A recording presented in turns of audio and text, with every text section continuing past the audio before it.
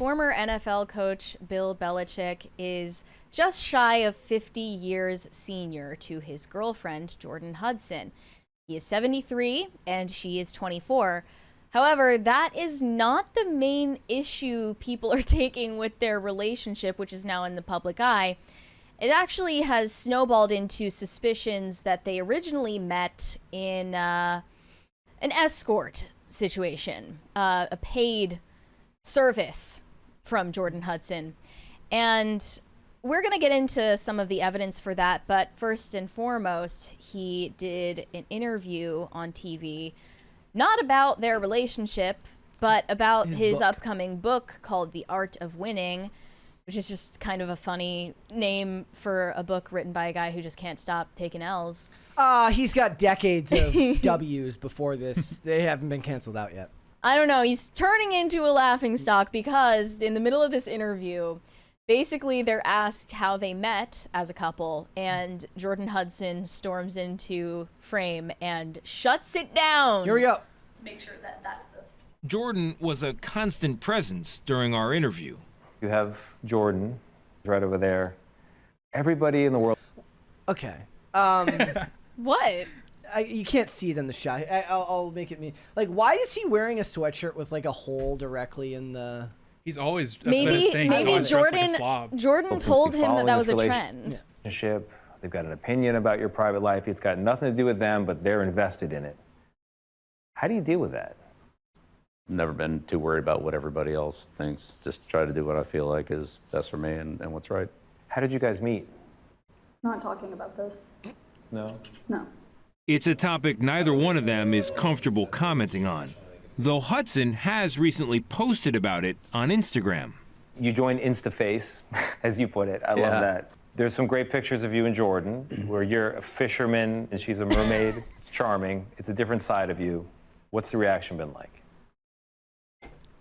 What's it been like? To have these different sort of photos. There's another one where you're doing, I know you're not into meditation or yoga or Pilates. You're balancing Jordon on your feet, and she's doing kind of the Titanic pose.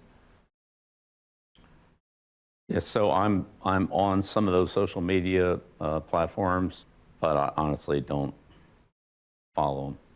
What he does follow isn't clicks or views, but touchdowns and, above all, wins. You do seem like you're having a lot more fun these days than you were in other chapters of your life, let's say. I enjoy football. I enjoy the whole process of it. It's hard to win, and it's hard to beat other good coaches, good teams. So what it feels like he was trying to do was reframe the discussion around the book. But really badly. But he comes off He needed lost. way more media training to make that inconspicuous because it clearly looks like, blink if you need help. The top question, the top post, it says Hudson appears to be Belichick's handler. Oftentimes there's a manager that dictates what he's asked. Okay, we have a 20. The Last of My Kind said SA wouldn't happen canonically because the Empire, while evil, are highly disciplined. Look at the TIE fighter pilots. They're fearless due to high standards. Han Solo, being undisciplined, got him kicked out of the fleet. Everyone that I saw posting about it said, that due to regimented discipline, Vader would never allow somebody to be overcome and give in to their, base passions. Yeah. Well, furthermore, TMZ has sources. They say outside of just that moment in the final cut of the interview where she stops him from answering how they met, there were numerous other instances where Jordon Hudson butts in. Even when he's answering questions about football, she would stop and correct him. Sources say that Bill Belichick only arrived with her, no other handlers, no one from his publishing company. It's giving Harley Pasternak. Oh, yeah.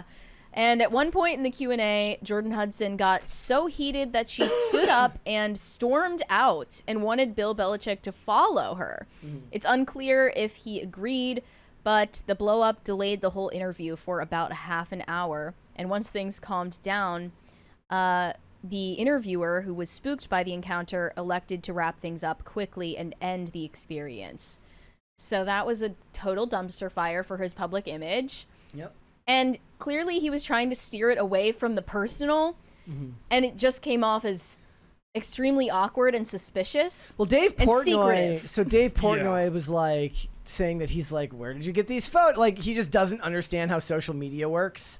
And he's just kind of detached. And it seems he calls it Instaface. She probably runs his Instagram anyways. He has an Instagram? Yeah. I thought it was just her. No, he has his own. Okay, so... Like, he commented on hers. So he's like, doesn't know that people can see this stuff? Is that how that's old what it is? That's what, yeah, I mean, he's old. I mean, that's why it had a Chris Hansen feel to it, because he was like, where did you get this? That's not me. You mean this professional photo shoot where she's in a costume ended up somewhere? The picture that they're showing of like the yoga pose, did you see what she captioned that photo? What did she say? Bill Lottie's. It was so cold. I was like, I'm using that. My name's not even Bill, but it'll work. So the official story for how they met is that they randomly were sat next to each other on a plane when she was still a college student. And that was back in 2021. So she was about 20 years old. I don't know. Let's round up. She was like 21. I don't know. She was a college student, and she had this logic textbook that she had him autograph on the plane. And then they were first seen together publicly over 2 years later.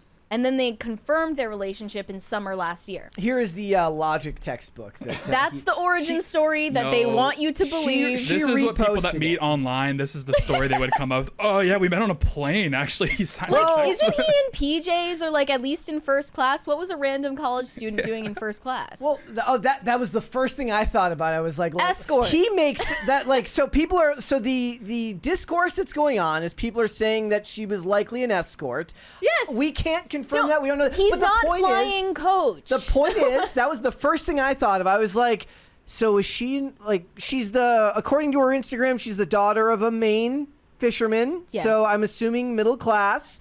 I doubt Bill Belichick doesn't spring for the extra leg room. Right? So, you know. She just happened to be in first class. You know what it was? Somebody probably got bumped. And they gave her an upgrade. Yeah, or maybe she has her Navy sweatshirt on, so maybe like they're like, oh, this is a veteran. You can sit in my seat. That's probably what's going on. That's what happened. Yeah. Sure. So we're supposed to believe that happened.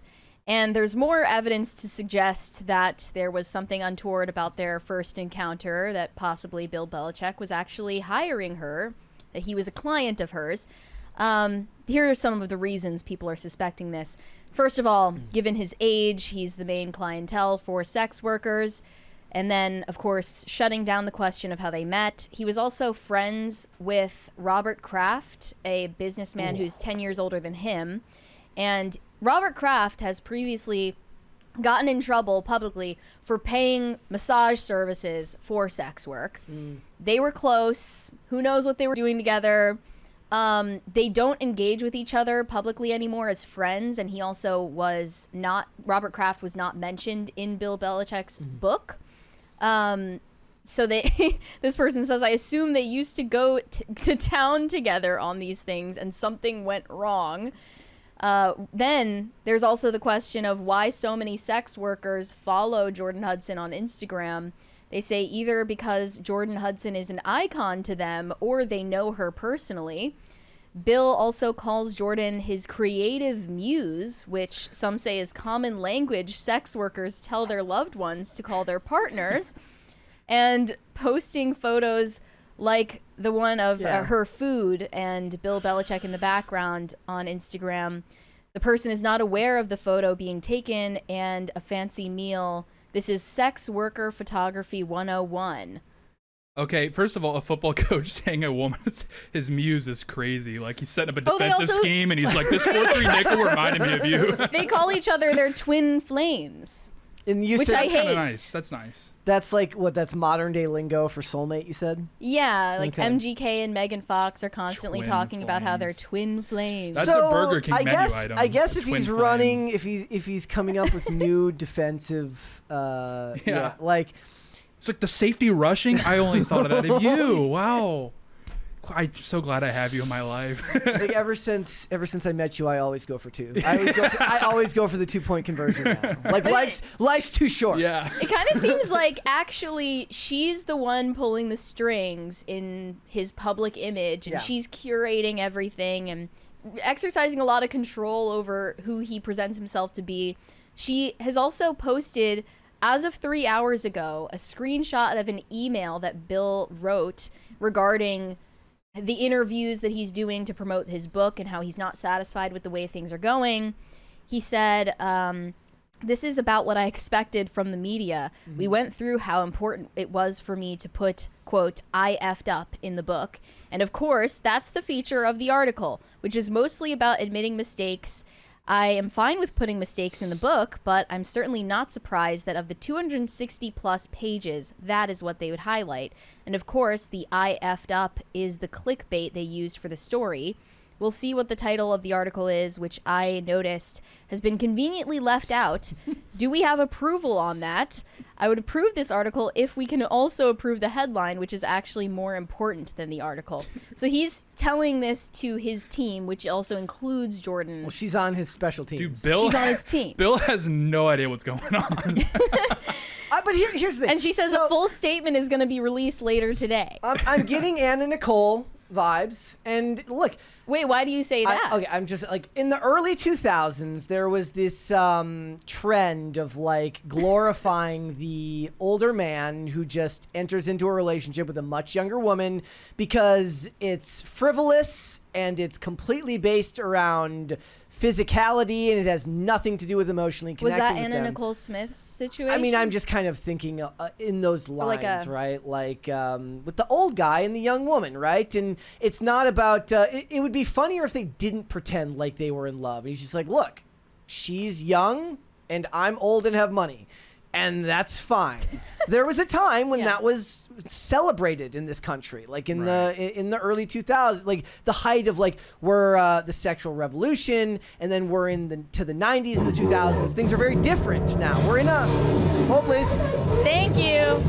As degenerate as our culture is, we're also weirdly more moralistic because we talk about power structures. Yes. So. The ironic thing about their relationship dynamic is that he's been roasted so much for the age gap between them and the supposed power imbalance between them based on that and their wealth gap. But the ironic thing is, most of the time in these situations, in these arrangements, if you'll call them that, the girl, the young woman who is engaging in this is actually the one with the upper hand. She's actually not the less powerful one most of the time. And we can tell because she sunk her claws into Bill Belichick so deeply. He's like completely brainwashed. He's like under a spell. There was like an episode of the show Las Vegas where this old like casino titan, or this guy who went to jail gets out of jail. He's got all this money and there's like this 25 to 30-year-old lawyer that he's dating. And Ed goes like, she's taking you for a ride, right? And he basically says like, what she doesn't know is she's not in my will, and like it's all going to charity. And he's like, she'll get what she gets, but she's gonna earn it every step of the way. Like that was something that was not frowned upon in like the mid 2000s, something like that. Now they would talk about power structures and power dynamics and imbalances. So in a weirdly more degenerate culture, it's also more moralistic as they kind of shrink women's agency. Yeah, I don't think I've seen many people portraying her as a victim in any way. No. They just think that this is kind of a glorified sex worker arrangement if it's not one that started out as straightforwardly an old guy paying for sex. Yeah. Like I said, it would oddly enough be more endearing if he was like, look, we have a lot of fun and that's all it is. Yeah, he could just answer it that way, and then no one would be I don't suspicious. Need to hear about how the 24-year-old is the 73-year-old's twin flame. Yeah, because like people are right to be like, what do they even talk about? You can't be twins. You're too far apart in age. No. All I know is next season of Andor is going to be fire with this storyline. Yeah. Okay. Thanks for watching. Listen to full episodes of Pop Culture Crisis on Spotify. Keep up with us on social media and make sure you subscribe and ring that bell so you never miss the show. Bye, guys.